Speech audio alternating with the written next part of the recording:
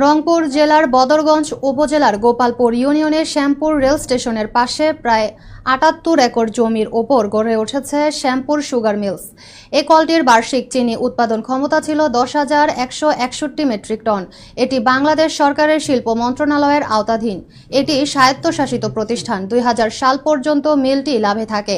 এরপর চলতে থাকে লোকসান। পরবর্তীতে সমস্যা ও অত্যন্ত পুরাতন যন্ত্রাংশ এবং প্রযুক্তির কারণে মিলটির চিনি উৎপাদন প্রক্রিয়াজাতের কারণে দক্ষতা হ্রাস পায়। পরবর্তীতে ২০২০-২১ মাড়াই মৌসুমে মিলের কার্যক্রম বন্ধ করে দেয় বাংলাদেশ চিনি ও খাদ্য শিল্প কর্পোরেশন। বর্তমানে শ্যামপুর সুগার মিলে মাড়াই কার্যক্রম স্থগিত আদেশ প্রত্যাহারের পাশাপাশি মিলটি পুনরায় চালু করার জন্য চলছে মন্ত্রণালয়ের নির্দেশনা অনুযায়ী প্রস্তুতি।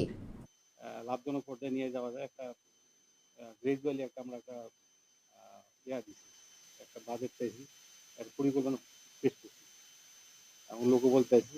হ্যাঁ, বর্তমানে উপদেষ্টা সকলের কাছে আবার আমাদের যে অঞ্চলের এলাকার প্রাণের দাবি শ্যাম্পু সুগার মিলটা চালু হোক। এই শ্যাম্পু সুগার মিলের উপরে বহু লোকের জীবিকা নির্বাহ করে। তারা এখানে মিলটি বন্ধ হওয়ার কারণে বহু লোক বেকার হয়ে পড়ছে।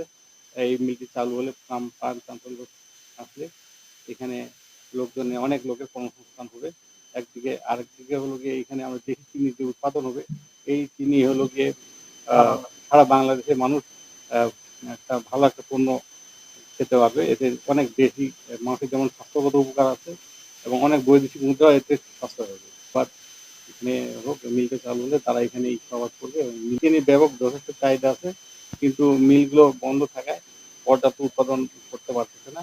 মিলগুলো চালু হলে দেশি চিনির চাহিদা বহুলাংশে পূরণ করা সম্ভব হবে। মাগুরা জেলার শালিখা